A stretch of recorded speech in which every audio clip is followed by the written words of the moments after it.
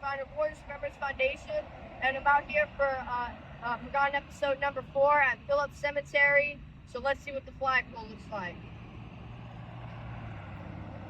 So this is the flagpole, nothing fancy. There's no monuments or anything. The flag is not too bad and kind of tearing a little bit. It's a little bit faded, but the flagpole looks pretty good.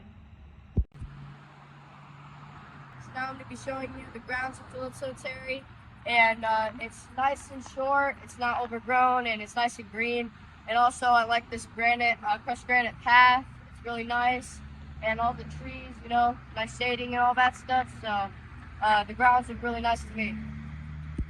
So this is our first marker, Clayton Foreman. He was in the U.S. Army, and then all the rest of it information, I can't read it because it's covered up with dirt. So for this marker, it would definitely need to be reset and clean.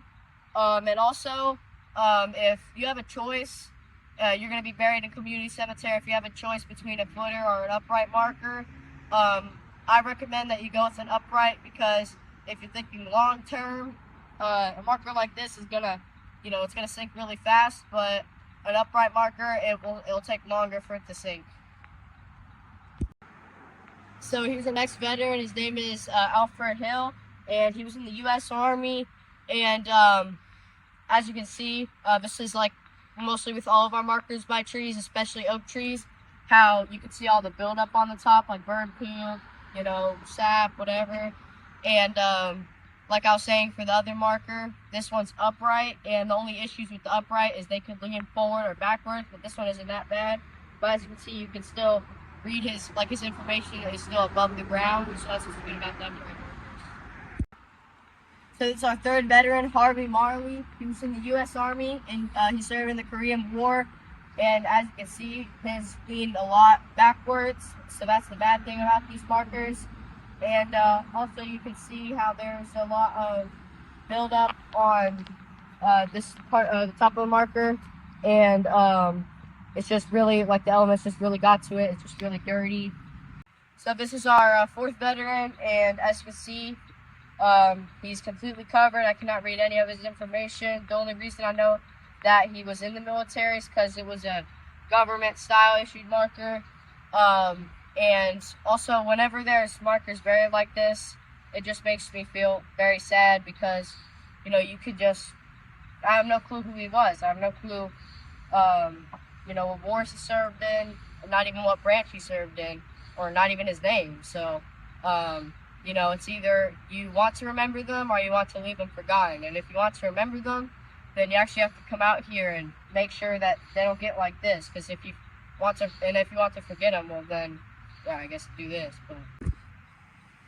So this is our fifth veteran, Bobby Lee Roberts, and he was in the Army, and he served in the Vietnam War. And as you can see, this is an older style marker, because there's not a decorative border on the marker. And as you can see, the elements has made it have this really bad rustic look, and that's kind of hard to get off, but you can scrub it enough and it would come off. But still, it would still be very patinaed, because the older style do not have the lacquer that the newer ones have. So it would be like a greenish color, but some people like that. So this is our next veteran, and we just wiped a little bit away to see if it was a veteran.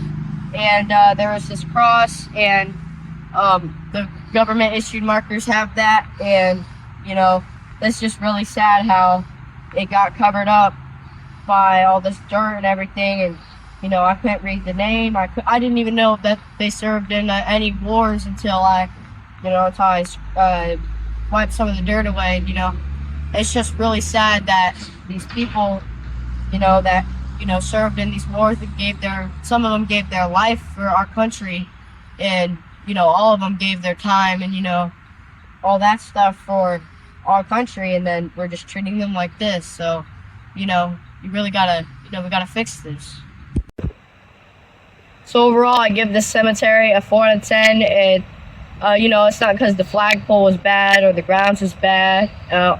All of that looks really nice. It's just all of the veterans buried here, almost every single one, they're all just either buried or just, you can't read the name or anything like that. But the good news is Phillips Cemetery is actually partnered with my nonprofit, and so we're going to come out here and we're going to clean every single one of these veterans' graves that we just showed you, and all the other 250 more. So if you go on our website, volunteer for one of our events, especially at this cemetery, because this one's going to need a lot of work. But really, if you got to volunteer for any cemetery, that's also great. Thank you guys for watching. Stay tuned for part 5 of The Forgotten.